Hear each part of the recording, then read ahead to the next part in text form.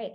Hi, everyone. My name is Olivia Goldstein. I am the associate here at StartFast Ventures, and we at StartFast invest in B2B SaaS companies outside of traditional VC hubs. This is our first monthly series of our Startup Investor Tour, where we meet with different investors from all different cities and learn about what they're doing in their community. Today, I'm joined here with Stefanie Karwoski from Silicon Road, based in Atlanta. Stefanie, thanks so much for joining me. Oh yeah, thanks for having me. Of course. So to start, could you share a little bit more about Silicon Road and maybe one investment that you're really excited about? Sure, awesome. So like I said, thanks for having me on the Zoom today. But let me give you a brief overview of Silicon Road. So I'm Stefanie. I'm an associate with the fund. I've been here roughly a year and a half, but we actually launched early 2020. Despite the fact that fundraising went online on Zoom fully, we actually oversubscribed the fund and finished fundraising in February of this year.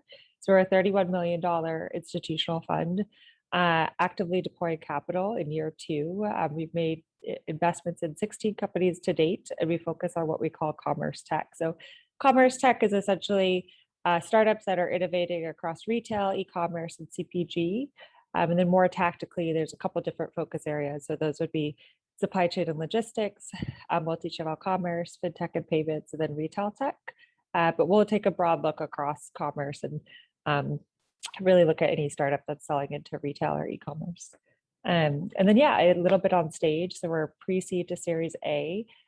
We start with a smaller check typically, and then we look to go up to 2 million with our portfolio, with a subset of our portfolio companies.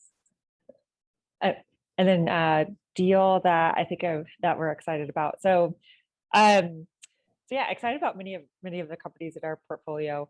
Like I said, we've invested 16 to date. So we're very active, very busy. One in particular I'll call out because I'm interested in from a personal standpoint, as well as Hammock. So it's Hammock with a Q at the end, HAMMOQ. They're in the re-commerce space.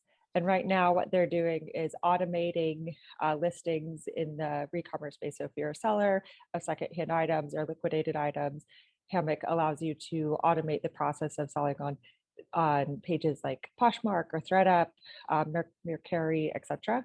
But their long-term vision is to really make the process more seamless for those secondhand sellers. And as someone who likes to shop kind of vintage and thrifted and things like that, the process today, I think, can sometimes be a little clunky online. And so I'm excited for the days that Hammock makes it better overall by improving the way sellers go to market. So yeah, that's a little bit about us, and happy to go into more detail. Oh, that's awesome. Yeah, Hammock sounds really interesting too. Thanks for sharing. Yeah. So your fund has investments all over the world, but you're based in Atlanta. So can you share a little bit about the startup landscape in Atlanta, what's happening in the ecosystem, what industries are popular, any events that people should know about, et cetera? Sure. So to start off with, interesting time to be in Atlanta. Couldn't say that without giving a shout out to the Braves. First World Series win in over 25 years. Yeah. So, but from a startup lens, Atlanta is very interesting, and just in a personal background. So I grew up in Atlanta. I went to University of Georgia, and after college, there was maybe 4 or 5 big startups that you would interview at, and there just wasn't that ecosystem at the time. I moved out to San Francisco, was out there for about 6.5 years, and coming back is like a different world. So from a perspective of just the resources available to founders, you have programs like, not only do you have quite a bit of capital in the Southeast now, like Silicon Road, but also growth equity and many other early stage funds. But you also have a number of accelerators, so Techstars Atlanta, Atlanta Tech Village, Tech Square Labs, ATDC. There's a lot of that ecosystem of just helping you incubate and build a company.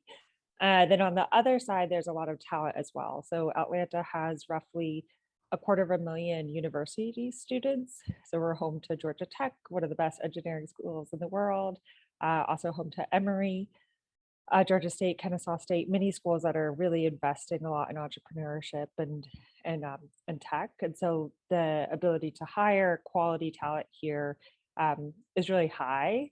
I think that is something that maybe people don't expect if they're not familiar with Atlanta.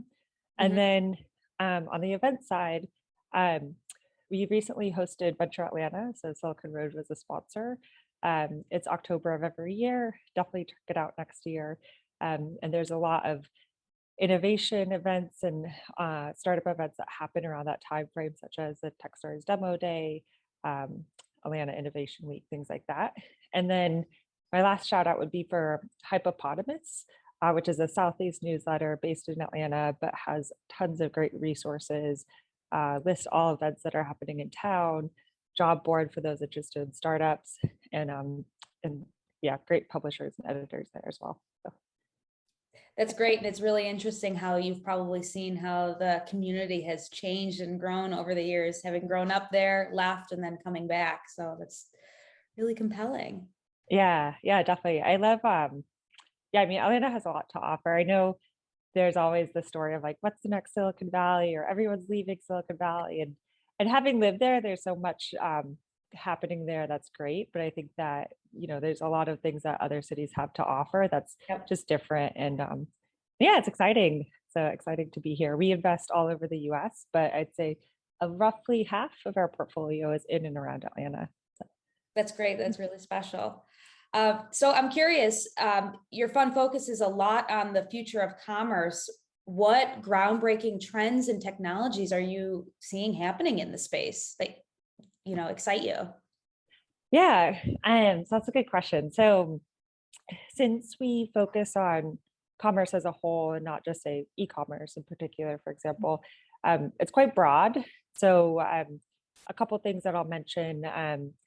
I'd say one area is Web3. I think is really interesting. If you're on Twitter or on any newsletters, it's all the rage. And so I've been doing a little research on how that could apply to commerce from things like a payments perspective and how transactions happen online.